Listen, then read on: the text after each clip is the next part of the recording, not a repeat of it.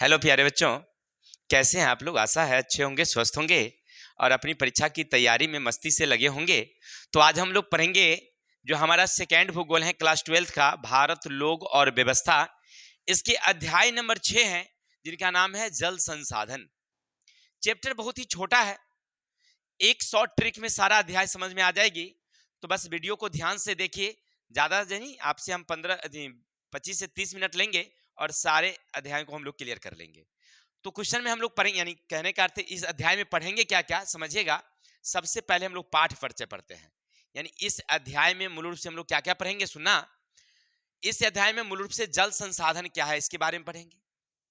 भौम जल क्या है, जल की क्या उपयोगिता है, बांध की क्या उपयोगिता, सिंचाई के साधन क्या है, जल प्रदूषण के कारण और निवारण क्या है, और जल अधिनियम तथा जल क्रांति।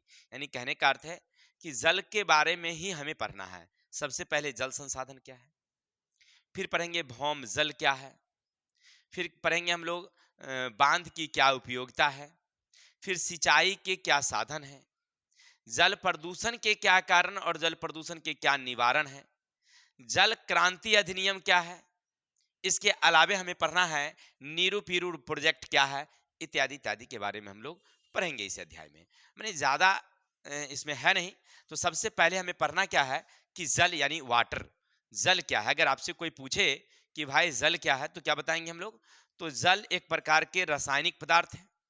जल क्या है, एक प्रकार का रासायनिक पदार्थ है जो हाइड्रोजन और ऑक्सीजन के रासायनिक संयोग से बनता है, जिनमें जल में हाइड्रोजन कितने होते हैं तो 2, और ऑक्सीजन क्या होता है 1%। यानी कि दोनों का अनुपात अगर देखा जाए तो हम लोग अनुपात में अगर बांटते हैं तो 2:1 या 16:8 के अनुपात में हम लोग बांटते हैं। तो अर्थात कहने का अर्थ ऐसा है कि अगर 2 kg आप हाइड्रोजन दीजिए, 1 kg ऑक्सीजन दीजिए, दोनों को संघनित कीजिए, संघनित करने के बाद हमें धरातल पर जल की प्राप्ति होती है। चलिए, अब रही बात हमारे पृथ्वी की। अगर बात करें तो पूरे पृथ्वी की संरचना की अगर बात करोगे तो इसमें 71% जो है जल है और 29% में भूभाग है। यानी हमारे पूरी पृथ्वी पर जल की प्रतिशत मात्रा कितनी है तो 71% भाग पर जल है और 29% भूभाग पर ही मिट्टियां हैं। अब इन 71% में जो जल है ना, उनमें जल में ध्यान रखना कि जितने महासागर के जल है, झरने हैं, तालाब हैं, ग्लेशियर है, जो भी पॉन्ड हैं, इन सारे जलों को हम लोग इन 71% में रखते हैं। लेकिन अगर महासागर की जब बात करें तो 97% जल हमारे महासागर में है और मात्र 3% जल जो मृदुल जल है। अब ये महासागर के जल हमारे लिए उपयोगी है नहीं, मात्र ये 3% जो जल है यही हमारे लिए ज्यादा उपयोगी है। समझ में आई बातें? फिर समझो कि पूरे पृथ्वी पर चलो, मात्र 29% भूभाग पर मिट्टियां हैं, पहाड़ पर्वत हैं। 71% भूभाग पर क्या है, पानी ही पानी है। लेकिन इन 71% भूभाग पर जो पानी है इसको हम 1% मानते हैं। मान लीजिए पूरे पृथ्वी पर जितना जल है उनमें 97% भाग जो है महासागर में एकत्रित जल है और इन 3% जल जो है मृदुल जल है। इसी मृदुल जल का उपयोग हम लोग करते हैं। 71% जल जो है ना, सॉरी 97% जो महासागर का जल है इसका हमारे जीवन में कोई उपयोग है ही नहीं। ये 3% जो उपयोग है ये खास करके भौम जल है, नदियां हैं, झरने हैं, तालाब हैं, ये सब 3% में आते हैं। यहां तक क्लियर हो गया। तो सबसे पहले हम लोग पढ़ रहे थे कि जल क्या है। तो जल एक प्रकार के रासायनिक पदार्थ है और यह हाइड्रोजन ऑक्सीजन के संयोग से बनता है। जानते हैं हमारे बचपन में हमारे एक टीचर हमसे पूछे, बोले राकेश इधर आओ। तो हम गए, बोले कि अगर हमें पानी की जरूरत हो तो यहाँ पानी कैसे लाओगे। तो हम बोले क्या कैसे लाएंगे, चापाकल से ले आएंगे चला करके। तब बोले कि नहीं, चापाकल की बात नहीं कर रहे हैं, पानी तुमको यहाँ पर लाना है तो कैसे लाओगे। तो हम बोले तो चापाकल से नहीं कहिएगा तो बगल में तालाब है उसी में से एक डोल ले आएंगे, इसमें क्या दिक्कत है। तो बोले कि नहीं ऐसी बात नहीं, बनाओ, पानी बनाना है तुमको।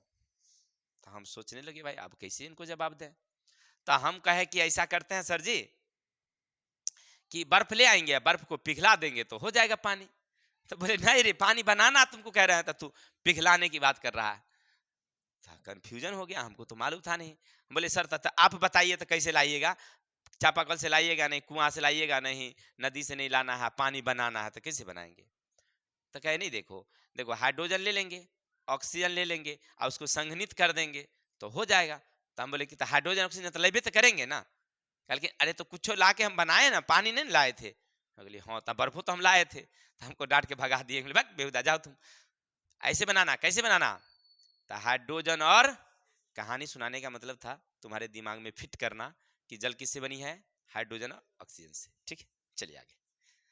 अब आगे चलेंगे मेरे भाई। भारत में जल संसाधन की अगर बात करोगे ना, तो जितने वर्ल्ड में भूमि है, वर्ल्ड की भूमि का मात्रा हम लोग कितना प्रतिशत उपयोग करते हैं याद रखना। तो हमारे यहाँ ये 17.7% है। जनसंख्या सॉरी सॉरी सॉरी सॉरी भूमि हमारे पास कितना है, 2.4%। जनसंख्या कितना है वर्ल्ड का, 17.7। लेकिन पानी की अगर बात करें तो मात्र 4% है। यानी कुल मिलाकर के अगर देखा जाए इस बात को, वोल्टेज कम है क्या, इसीलिए धुंधला लगता है इसका, चलो जो भी है। देखिए कह रहे हैं कि हमारी पूरे वर्ल्ड का हम लोग कितने प्रतिशत भूभाग पर है, हमारी धरती कितना प्रतिशत पर है, तो 2.4%। पूरे वर्ल्ड का भारत का जो भूमि प्रतिशत है इतना है। जनसंख्या कितना है, तो 17.7। और पानी कितना है, 4। यानी कुल मिलाकर के अगर देखा जाए, क्या हाँ हाँ ई चीज चाहिए नहीं नहीं नहीं नहीं नहीं। चलिए तो हम लोग पढ़ रहे थे कि हमारे यहाँ जो जल प्रतिशत है ना वो कितना है, 4% मात्र है। इसका मतलब ये आंकड़ा से आपको क्या समझ में आया कि वर्ल्ड की भूमि हमारे पास 2.4, जनसंख्या 17.7, यानी जनसंख्या हमारे यहाँ बहुत ज्यादा है। और जिस दर से जनसंख्या है उस दर से हमारे यहाँ जल नहीं है। भाई 17.7 अगर जनसंख्या है तो कम से कम हमारे यहाँ 15%, 16% जल भी होना चाहिए। भाई जल है ही नहीं, यानी हमारे यहाँ जल संकट की स्थिति है पृथ्वी पर। भारत में अगर बात करेंगे तो जनसंख्या ज्यादा, जल की उपलब्धता कम, अर्थात जल संकट की स्थिति। फिर भी घबराने की जरूरत नहीं है, हमारे यहाँ जल संख्या में बहुत ठीक है वृद्धि है, लेकिन जल की कमी नहीं है। लेकिन जितना होना चाहिए उतना नहीं है दूसरे देशों की अपेक्षा। चलते हैं आगे। भारत में कुल अगर जल की बात करें तो जल संसाधन 1122 घन किलोमीटर है। यानी कुल जनसंख्या जो हमारे यहाँ है, सॉरी मतलब संसाधन है जल का, वो कितना है हमारे यहाँ, तो याद रखेंगे 1122 घन मीटर है, याद रखेंगे हमारे यहाँ इस तरह की जनसंख्या है। आगे चलेंगे। भारतवर्ष में 4000 घन किलोमीटर जल प्राप्त होती है। यानी कि हमारे यहाँ वार्षिक वर्षा जो होती है ना, वार्षिक वर्षा से कितना वर्षा हमको मिलती है, 4000 घन मीटर बारिश हमारे देश में होती है। और भौम जल 1869 घन मीटर जल का उपयोग किया जाता है। ये 60% उपयोग है। यानी हमारे यहाँ भारत में जो जल प्रतिशत उपयोग है 60% हम लोग भौम जल से उपयोग करते हैं। और जो बाकी है ना सतही जलों का उपयोग करते हैं बहुत जगह। ठीक है ना। अब कहेगा हम नहीं समझे, वो आगे क्लियर हो जाएगी 60% कैसे करते हैं, लेकिन फिर भी थोड़ा सा समझा देते हैं। देखिए हमारे देश में सिंचाई में सबसे ज्यादा उपयोग होती है, यहाँ तो कोई डाउट। लेकिन इन सिंचाई में धरती से जल हम लोग निकालते हैं और कुछ लोग नदी से पानी खींच करके, तालाब से पानी खींच करके और उपयोग करते हैं। तो पूरे जो सिंचाई करते हैं ना उसमें 60% हम लोग कहाँ से, सतही जलों, धरातल के जलों से। और 40% जो बच गया वो हम लोग सतही जलों से करते हैं। ठीक है। तो हमारे यहाँ वर्षा से कितना मिल जाता है, 4000 घन मीटर। इनमें भौम जल से हम लोग 1869 घन मीटर। और जिसका उपयोग कितना है हमारे यहाँ, 60%। ऐसे ये सब पूछता नहीं है, पूछेगा आपसे क्या, सुनिएगा। धरातलीय जल संसाधन। धरातलीय जल संसाधन का मतलब हुआ धरातल के ऊपर जो जल है ना, इसको कहते हैं धरातलीय जल संसाधन। यानी धरती के ऊपर जितनी नदियां हैं, जितनी तालाब हैं, नहर हैं, ये सब क्या है, हमारी धरातलीय जल संसाधन है। और ये हमारे यहाँ खास करके इसका उपयोग जो है हम लोग तालाब, झील, नदियां, ये सब जो है हमारे यहाँ, इन सब का उपयोग हम लोग किस में करते हैं, तो मूल रूप से सिंचाई में करते हैं। और खास करके भारत क्या है, कृषि प्रधान देश है, तो यहाँ पानी की ज्यादा जरूरत होती है। तो हमने क्या किया है, इन सारे देशों पर, मतलब सॉरी नदियों पर हमने बांध बनाना शुरू किया। अब बांध बना करके जल इकट्ठा करना शुरू किया। तो और भारत में खास करके क्या है ना, कि उत्तर में हिमालय है, तो हिमालय से अधिक नदियां निकलती है। जो लंबी लंबी नदियां हैं, जिनकी लगभग लंबाई 1600 किलोमीटर है, 1600 किलोमीटर, ऐसी नदियों की संख्या पूरे देश में याद रखेंगे 10,000 कितनी है, 10,360 है। ठीक है, चलिए। भारत के उत्तरी क्षेत्र गंगा ब्रह्मपुत्र नदी क्षेत्र में वर्षा अधिक होती है। देखिए, और हमारे भारत में ना वर्षा भी अलग अलग क्षेत्रों में अलग अलग होती है। कहीं बहुत ज्यादा होती है और कहीं बहुत ही कम होती है। जैसे गंगा है, यानी उत्तर भारत का जो क्षेत्र है, जैसे गंगा और ब्रह्मपुत्र नदी वाला जो क्षेत्र है, उसमें सबसे ज्यादा बारिश होती है। अब इसका मतलब फाइनल क्या समझे, तो इसका मतलब है कि इन क्षेत्रों में बारिश होगी तो वर्षा का कम उपयोग होता होगा, सॉरी ये धरती के पानी का कम उपयोग होता होगा। क्या, सिंचाई तो वर्षा से हो जाती होगी। और जिन क्षेत्रों में वर्षा कम होती है वहां पर भौम जल। तो आगे पढ़ेंगे हम लोग, थोड़ा सा पढ़ते हैं, क्या पढ़ेंगे हम लोग, भौम जल। समझिए, दोनों से क्लियर हो जाएगी। भौम जल क्या है, तो धरातल के नीचे वाला, अभी पढ़ रहे थे सतही जल तथा धरती के ऊपर वाला, अब पढ़ेंगे हम लोग भौम जल। तो धरती के नीचे वाले जल को क्या बोलेंगे हम लोग, भौम जल बोलेंगे। यानी हमारे देश में जो धरातल के नीचे जो जल है उसको कहते हैं भौम जल। इसका उपयोग ऐसे हम लोग मूल रूप से पीने के लिए पहले प्रयोग करते थे, लेकिन हरित क्रांति आई, देश की जनसंख्या ज्यादा है, अब सब लोगों को भरपेट भोजन चाहिए, तब फसल उत्पादन तो बढ़ाना पड़ेगा। तब फसल उत्पादन को बढ़ाने के लिए हमारे यहाँ फसलों की सिंचाई बहुत जरूरी हो गई। अब जैसे जरूरी हुई, तो हम लोग अब कहाँ से पानी लाएंगे भाई। तो ठीक है, गंगा है, ब्रह्मपुत्र नदियां हैं, जिधर बारिश होती है तो बारिश से कुछ हद तक पूरा हो जाता है। लेकिन जिन क्षेत्रों में बारिश नहीं होती है या जहां पर नदियां नहीं है, वहां कहां से पानी आएगी, तो वहां पर हम लोग भौम जल का ही उपयोग करते हैं सिंचाई के लिए। ठीक है, अब जैसे चलो पंजाब, हरियाणा, इन प्रदेश में ना बारिश बहुत कम होती है, सिंचाई बहुत ज्यादा होती है। सिंचाई बहुत ज्यादा, बारिश बहुत कम, अर्थात वहां के लोग अधिकांशतः किसका उपयोग करते हैं। चलिए, ऐसे वहां भी, ऐसे पंजाब तो 5 नदियों का शहर है, तो वहां पर भी नदियां ज्यादा है, तो वहां के लोग नदी का उपयोग भी सिंचाई के लिए करते हैं, लेकिन बहुत कम, ज्यादा करके भौम जल का ही उपयोग करते हैं। अपने उत्तर बिहार, उत्तर भारत की जो राज्य है, जैसे बिहार है, पश्चिम बंगाल है, तो यहाँ पर भी सिंचाई का उपयोग नदी से कम होती है, ज्यादा भौम जल से ही होती है, लेकिन फिर भी कम होती है, किसके अपेक्षा, तब पंजाब और हरियाणा की अपेक्षा। लेकिन वहीं अगर चले जाओ, केरला की बात अगर कर दें, उड़ीसा की बात कर दें, तो इन राज्यों में ना सिंचाई लगभग बहुत कम होती है। यानी पूरे देश के राज्यों को अगर हमने बांटा, तो हमने 3 भागों में बांटा। सबसे अधिक सिंचाई वाला राज्य जिसमें पंजाब हरियाणा, सबसे कम सिंचाई वाला राज्य है तो केरला और उड़ीसा, और मध्यम वाला है बिहार और पश्चिम बंगाल। ठीक है, सही बता रहे हैं आप, चिंता मत करें, वही लिखा हुआ पढ़िए। उत्तर बिहार पश्चिम बंगाल, इसका उपयोग मध्यम है, उड़ीसा केरला में बहुत कम है, और पंजाब हरियाणा में बहुत ज्यादा है। चलिए आगे चलते हैं, अब पढ़ेंगे हम लोग जल की मांग। देखिए, जल की मांग कहाँ होती भाई, सबसे ज्यादा तो जल की मांग सिंचाई में है। हम लोग पीने के लिए प्रयोग करते हैं, लेकिन जितना हम लोग पीने के लिए उपयोग करते हैं उसमें सबसे ज्यादा उपयोग होती है कहाँ, खेतों में, सिंचाई में। यानी पूरे जल की मांग सबसे ज्यादा कहाँ है, सिंचाई में। अब सिंचाई में जल पूरा बना रहे, इसके लिए हमारे यहाँ क्या किया गया व्यवस्था अपने देश में, कि जितनी भी बड़ी बड़ी नदियां हैं, उन नदियों पर बड़ी बड़ी बांध बना दिया गया, और बांध बना करके उसमें जल को क्या किया गया है, भंडारण किया गया है। क्योंकि देखिए, बारिश होती है तब बारिश का अधिकांश जल ऐसे बह जाती है।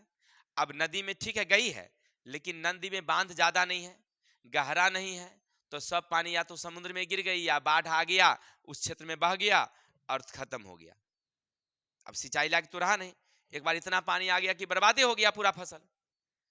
तो हमारे देश में क्या किया गया कि बड़ी बड़ी बांध बनाई गई नदियों के ऊपर, और उसमें जल को इकट्ठा किया गया। अब क्या होता है कि जब सिंचाई की जरूरत होती है तो नहर को खोल दिया जाता है, उस एरिया में ना फाटक होता है, फाटक को खोल दिया जाता है, पानी उस क्षेत्र से बहती है, तो पहले तो आसपास का क्षेत्र में अपने आप नमी मिल जाता है, साथ ही साथ कुछ लोग पाइप से उठा करके और उसको दूर दूर तक के खेतों में सिंचाई कर लेते हैं।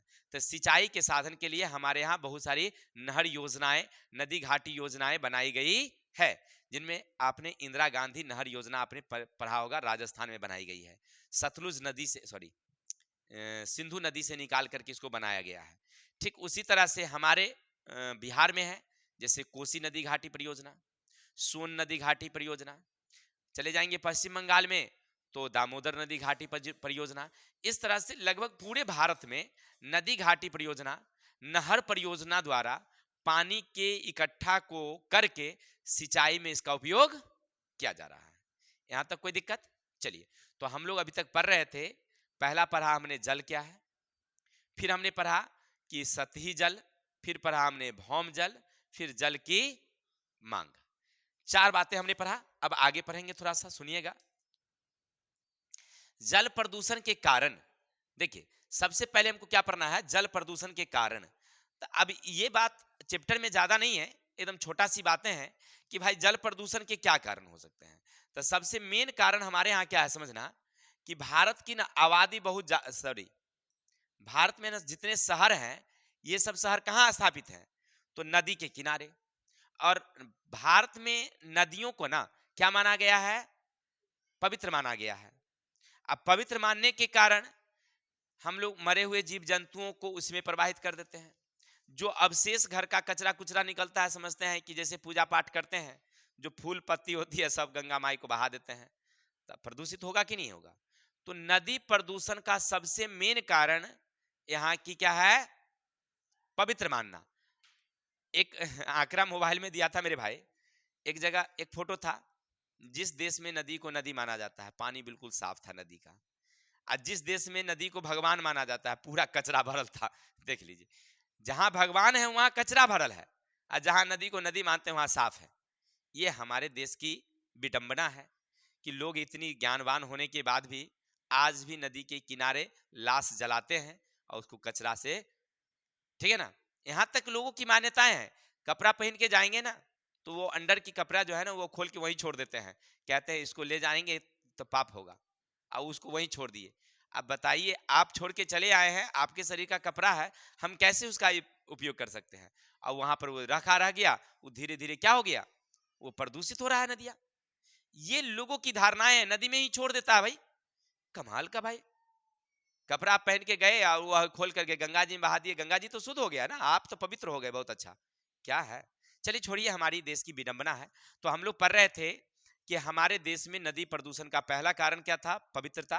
दूसरा प्रदूषण का कारण है, अधिकांश शहर जो है नदी के किनारे हैं, उद्योग से निकलने वाले जो अपशिष्ट है नदी में प्रवाहित कर दिए जाते हैं, इसलिए शहर से निकलने वाले जो डिस्चार्ज वाटर है इसको भी बहा दिया जाता है।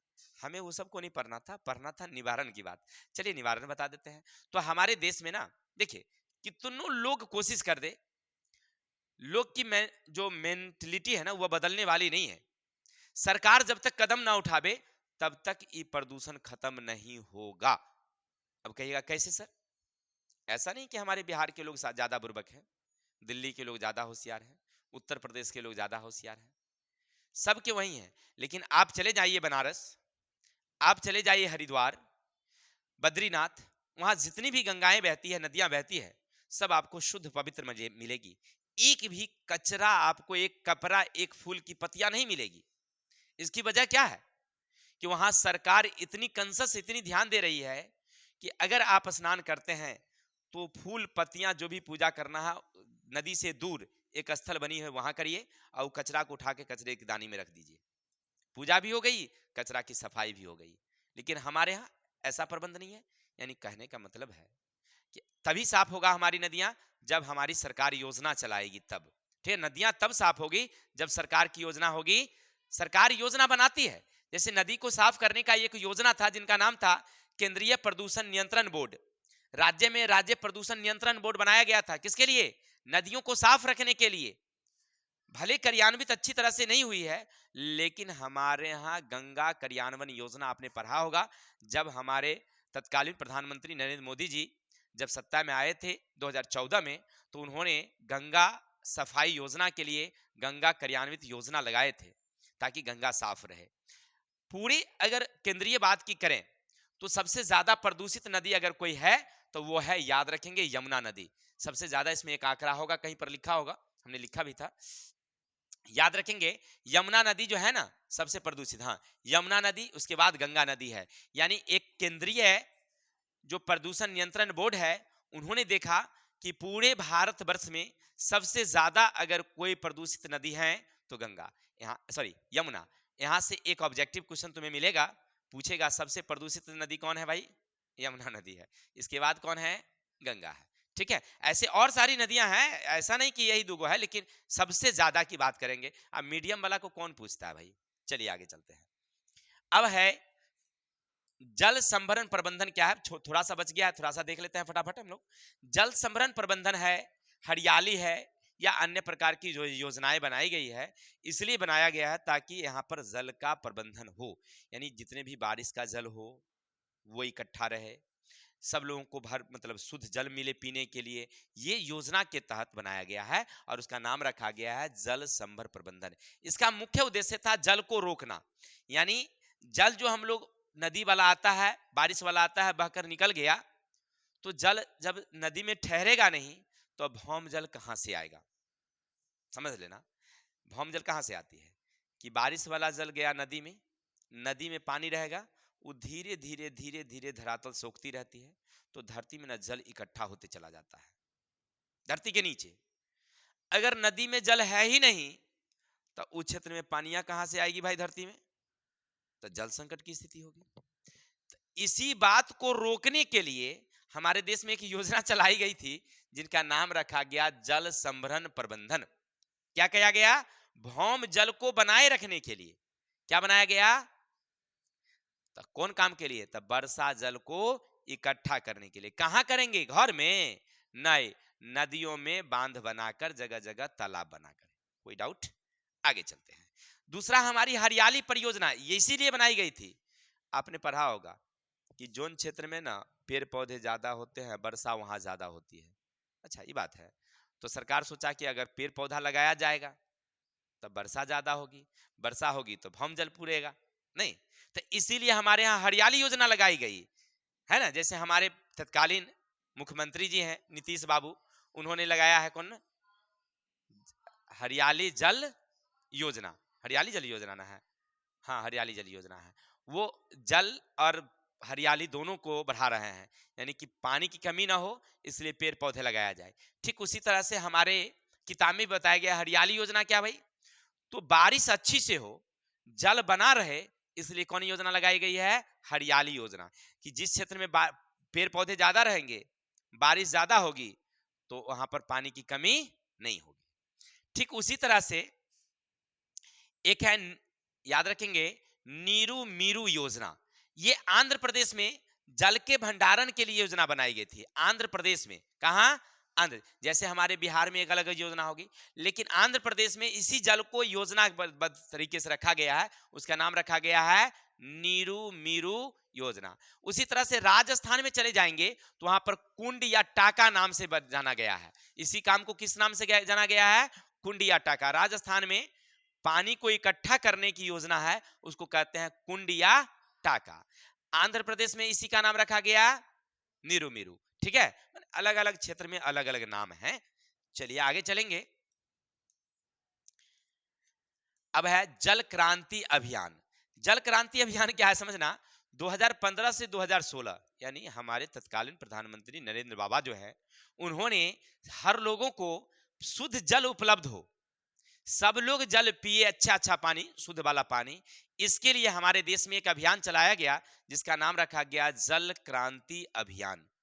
ठीक है, अब उसके तहत हर राज्य में, हर वार्ड में एक एक जो समरसेबुल वाला नल है ये लगाया गया है, ताकि सब लोग अच्छे से पानी पी सके, शुद्ध पानी। क्योंकि हम लोगों के घर में जो नले हैं ना, या चापाकल होती है, हम लोग 60 70 80 120 ई लेयर का है, और हमारी तत्कालीन एक योजना के तहत ये बताया जाता है कि लगभग 150 से 200 लेयर वाला पानी अशुद्ध है, इससे ऊपर का जितना पानी क्या है, अशुद्ध है। अब सरकार देख रही है कि भाई सब लोगों को तो पानी मिल नहीं रहा है, तो क्या करोगे, तो वो एक योजना बनाई कि जल क्रांति अभियान। इसके तहत जितने भी लोग हैं सबको शुद्ध जल उपलब्ध कराने की बात रखी गई कि सब लोग कैसे पानी पिएंगे शुद्ध। तो इसके लिए हर एक क्षेत्र में क्या बनाया गया है, नल जल योजना लगाया गया है। अब सब उसी हमारे बिहार में उसका नाम रखा गया नल जल योजना, ठीक है। और दुनिया यानी भारत उसको क्या कहती है, जल क्रांति अभियान। कोई डाउट? आगे चलते हैं। आगे है भारतीय राष्ट्रीय जल नीति 2002। और 2002 में भी जब ये 2015-16 से पहले की बात करेंगे तो उस समय भी ये योजना चालू की गई थी ताकि जल को बचाया जाए और जल को सब लोगों को शुद्ध जल उपलब्ध कराया जाए, ठीक है। तो ज्यादा चैप्टर बड़ा नहीं था, एकदम छोटा चैप्टर था। इसमें जल के बारे में पढ़ना था। ये तो हमारे आसपास में है, हम लोग पहले से भूगोल में ये सब पढ़ते आ गए हैं, ठीक ना। इसीलिए हम लोग जल का उपयोग जो है बता रहे थे। शॉर्ट क्वेश्चन में चला गया ये सब। इससे ज्यादा चैप्टर में क्वेश्चन भी नहीं पूछता है इस चैप्टर से, ठीक है। फिर भी अध्याय था तो पढ़ना पड़ा हमें। तो आज के लिए इतने ही रहेगा। कल मिलेंगे हम लोग इसके सब्जेक्टिव, ऑब्जेक्टिव और दीर्घोत्तरीय क्वेश्चन के साथ। तब तक के लिए हमें विदा दीजिए। जय हिंद, जय भारत।